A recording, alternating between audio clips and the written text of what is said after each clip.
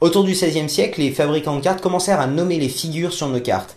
Dans cette vidéo, on va donc regarder les personnes qui se cachent derrière chacune de ces figures de notre jeu de cartes.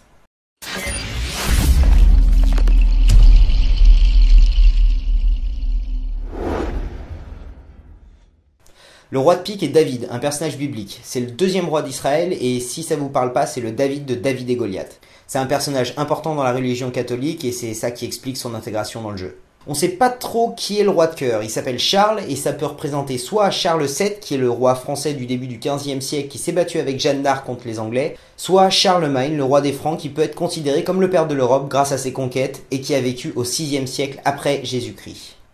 Le roi de carreau est Julius César qui a vécu un siècle avant Jésus-Christ, c'est bien Gaius Julius César, celui qui s'est fait assassiner par Brutus, celui qui a conquis la Gaule et bref, le César d'Astérix. Le roi de trèfle s'appelle Alexandre et représente donc Alexandre le Grand, qui est un des plus grands conquérants de l'histoire et qui est aussi un disciple d'Aristote. Il a quand même fait construire plus de 20 villes à son nom, donc il a envoyé le pâté, il fait partie maintenant du jeu de cartes.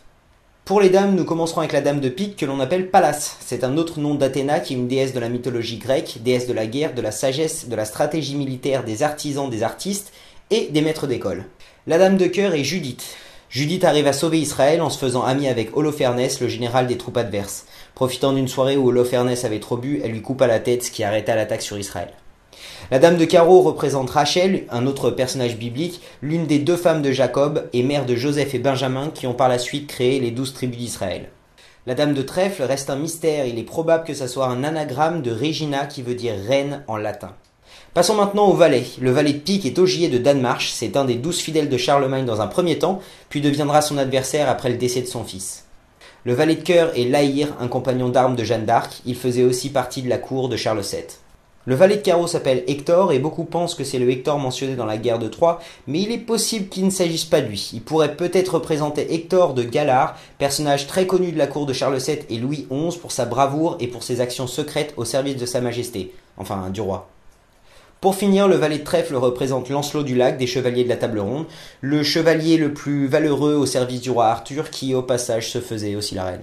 J'espère que vous avez bien aimé cette vidéo et je vous rappelle juste que dans 10 jours commence le calendrier de l'Avent 2014 sur le thème de l'expert à la table de jeu.